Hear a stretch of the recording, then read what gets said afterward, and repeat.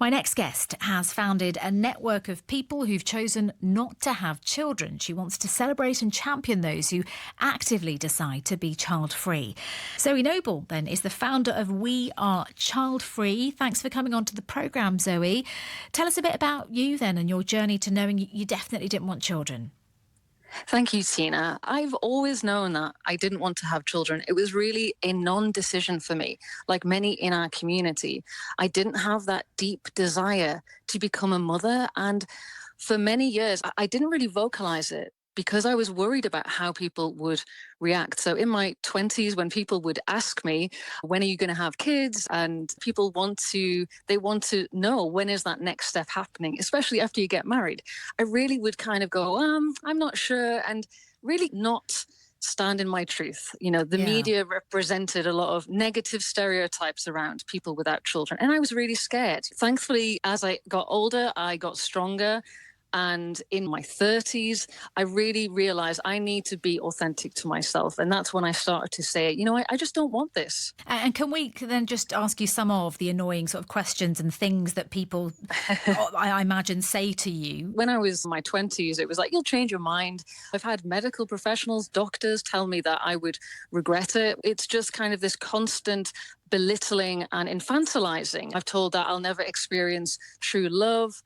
I'm selfish. So the list is honestly endless. The negative assumptions that are made about me, even if people don't know anything about me, as soon as I say that I don't have children, they conjure up in their head a lot of negative stereotypes. And that's what I'm working to fight against. Right.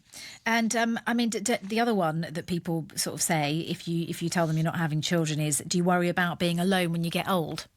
Oh, yes, I've had that one as well. That kind of idea that children are meant to be this safety net, right? That's sadly the world that we live in right now. The burden of elder care is placed on children, which it should not be. And this idea that if I don't have children, who is going to be there at the end? And the reality is that children, they should not be expected to do something like that. They might not be willing or able to. In my travels, I've met child-free women who are creating actual communities of people of all different generations in their local area, actually pledge to look after each other. And that's what we need to work towards, actually creating more community and building up that village that sadly we have decimated. Yeah. And what are the benefits, would you say, of being child-free?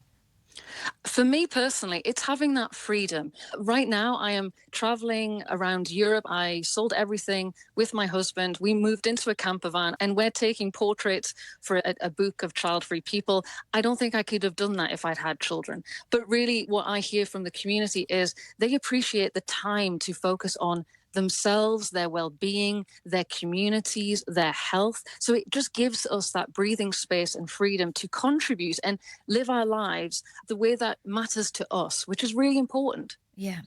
And do you ever feel a sense of missing out when you must come up against people, well, obviously people who have children, and say it's the best thing that's ever happened to them in their lives? Yeah, I've been told this a lot as well. And the reality is that we don't need to experience everything. I just want to experience the things that matter to me. And I want everyone else to live their life in that way. We're not all the same. We should all celebrate our differences. I want the people who want children to go out there and have it and be supported for that. And the people that don't, I want them to be able to live their lives with the respect and the support they deserve as well. Yeah. And so what led to you founding this network then?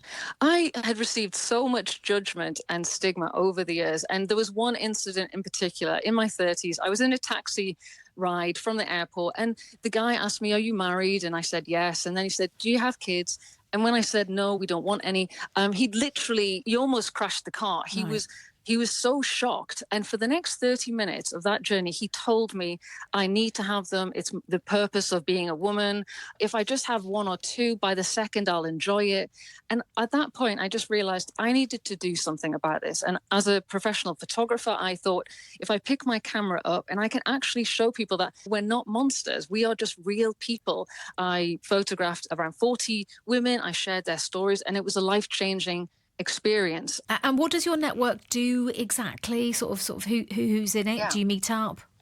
Yeah, so we have about 400 members in our private community. We have 100,000 across all social platforms, and we basically create a safe space for people who need that support, whether it's child-free, childless, child-free by circumstance. We are very inclusive. We are here to support non-parents basically because we all face that stigma, and we do that through at the content we create. We run meetups, we host workshops, and we just create that kind of platform that people can come to our website and know that they're not alone. Yeah, it must be hard though, because if you have a platform for people who are child free by choice, but also child free not by choice, that's complicated.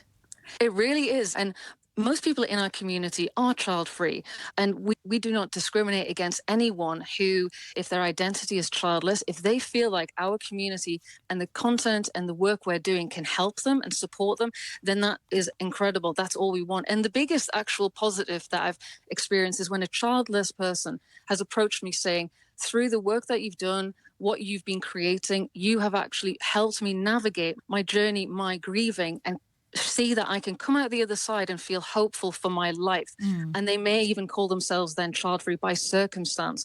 So hearing stories like that, I know that what we're doing is not just defined to a tiny portion of people. This is helping all non-parents because we all need community, right?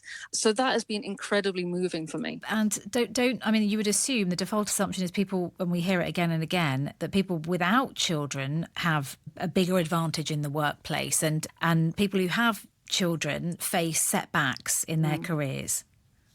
We surveyed over 1,000 non-parents, and we found out they do face discrimination and unfair treatment, and that there is friction between them and the parents. And, oftentimes it's not necessarily the parents, it's actually the companies, because the companies will want to be saving money. It's in their benefit that, hey, when someone goes on maternity leave, we just put all this work onto the non-parent, the child-free person. Yeah. We're not going to get someone in. And we are not about taking support away from parents. They absolutely need help and support, mothers especially. But we're just advocating for an equal and fair workplace, Yeah. a place that it isn't just about creating family-friendly. It's about creating a life-friendly, inclusive space that can help us all navigate life. That's what we're about. And we do that through workshops and recommending changes to policies to really include everyone and support everyone better. And have you ever worried that by doing this, you might be creating a sort of us versus them divide between parents and non-parents? I truly believe the work that I do is about building bridges. I have a twin sister who is a parent of 2 children. I have friends and family, and I want them to have the thing that they want and get the support that they often don't get either. And what we're doing in our work is actually showing people we're not attacking parents. We are actually choosing something that's right for us. Every person deserves that. So if people actually take time, look at the content we create, attend the workshops we do in companies. We have parents who say, wow, I didn't even know the language I was using, the microaggressions. I didn't even know what I was saying to someone might be hurting them. And that is what we're actually all about, really building bridges between parents and non-parents, as well as celebrating and supporting child-free people. All right, Zoe, thanks for coming on and talking about it. wearechildfree.com is where you can find out more.